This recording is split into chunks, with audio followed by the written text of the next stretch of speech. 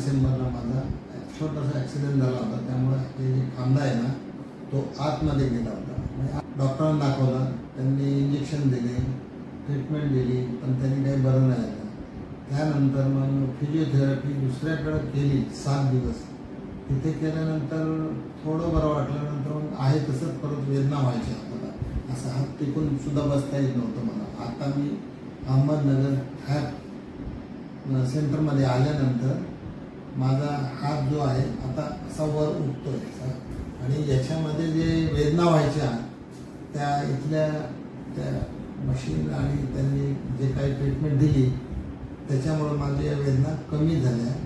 आता माझा हात असा वर उठू शकतो आणि झोपू शकतो। मला रात्री झोप येत नव्हती, आता रात्री निवांत अशी चांगली झोप येते आणि हाताचा दर्द कमी झाला।